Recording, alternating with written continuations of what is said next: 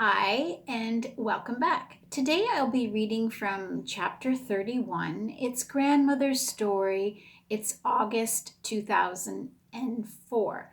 As you've noticed, everyone's story is starting to kind of come together, and today's grandmother will come together. But with grandmother, her story will come together in perhaps a way that the reader does not anticipate. And with grandmother, it was really hard for me to write her ending because I had become so close to her. And it's actually been very hard for me to read it. I've had to tape it a couple times because I keep getting emotional when I read it. So I'm hoping I'll make it through this round. But with grandmother, I wanted her story to be true to history, but also a story where, unfortunately, life can be harsh and reality isn't what we would like it to be. So, without saying anything else, I will read grandmother's story. When I allow myself to think the unthinkable, I know my truth. I remember ripping you from your mother's arms and fleeing into the jungle that day. I remember the fear that dug deep into my heart, forever to be carried with me.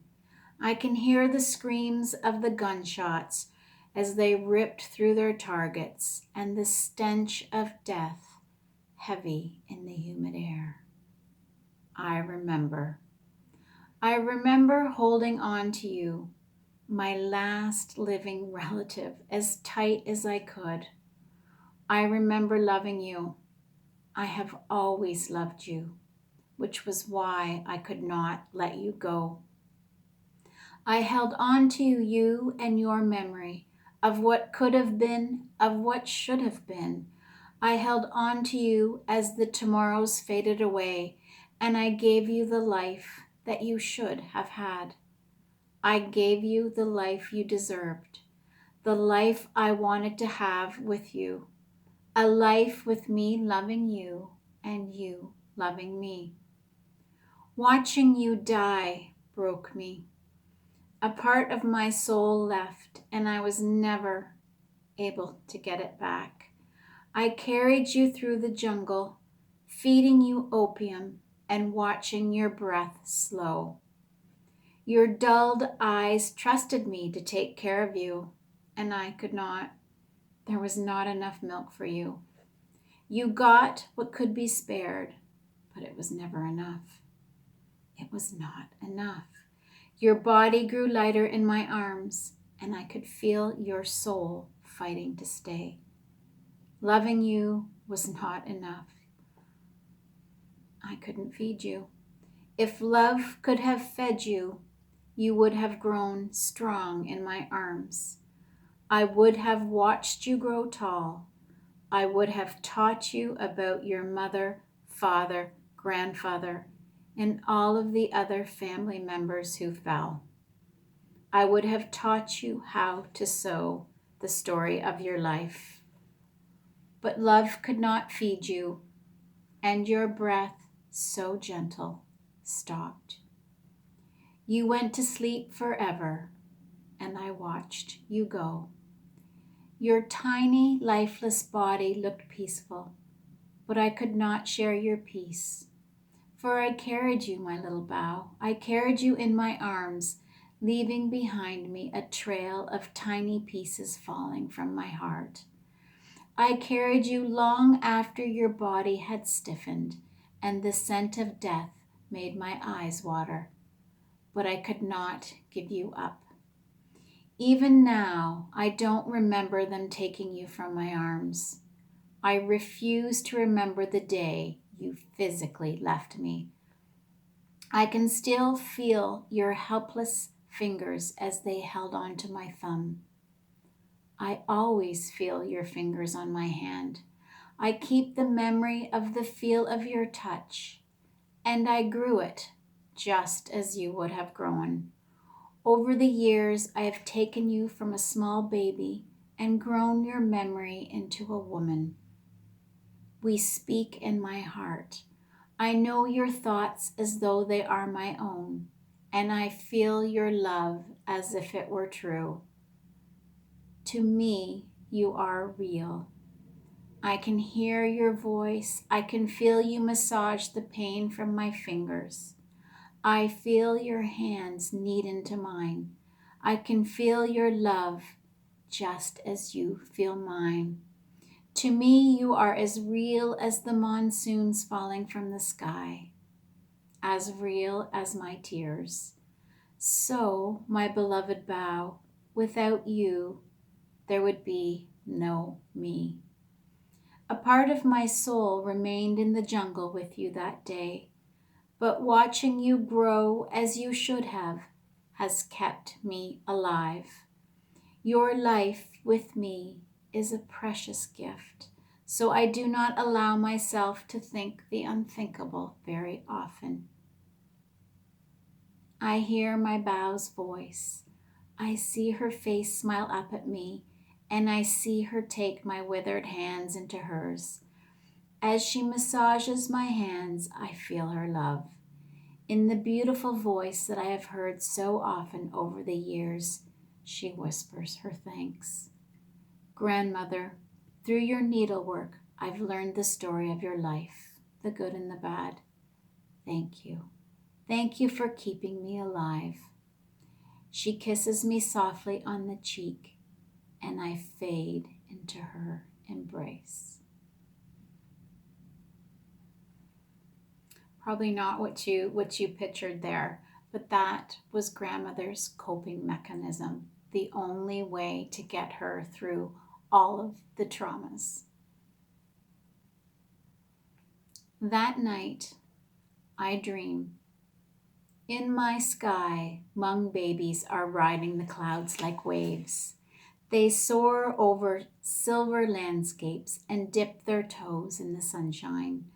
They laugh and kick golden beams down into Lao. The sky is a happy place. It is a place where all the babies play, a place where their laughter is carried down in the wind to the earth. The gentle wind opens its mouth and breathes out the baby's joy like small kisses on waiting cheeks. Sometimes in my sky, the babies tug at the corners of the clouds, stretching them like fabric across the horizon. Other times their tiny feet dance, twisting and turning layers of white fluff into glorious patterns of play. Sometimes the babies jump from one white puff to the next. Their singing gets caught in earth-brown raindrops. When the babies are not playing or sleeping, their eyes are set upon the earth. They watch from their perch in the clouds. The stories unfold on those below. They know the beginning, the middle, and the end for these souls. With this knowledge, they choose their parents and leave their happy place. Their souls drop from the clouds to their destination below.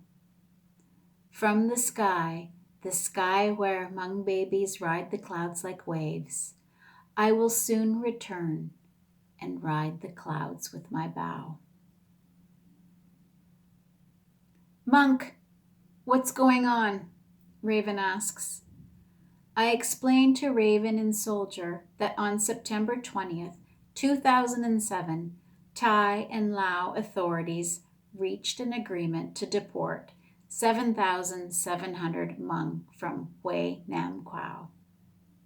Of these, approximately 2,000 came from the Wat. This was not the first time the Hmong will be sent away, nor will it be the last. It was the biggest. I also told them that for anyone who shelters illegal immigrants, there is a penalty of up to 5 years imprisonment and a $5,000 baht fine. That's not good, says Raven. No, Soldier agrees. It'll only be a matter of time before they force them out. And so it is. I sit with my friends, Raven and Soldier, on the side of a lush green mountain, watching a camp surrounded by razor wire. The sun has not yet risen. 5,000 troops bearing shields and batons arrive at the camp at 5:30 to forcibly remove its residents. On December 28th, 2009, the forgotten allies are removed. I wish there was something we could do, I say.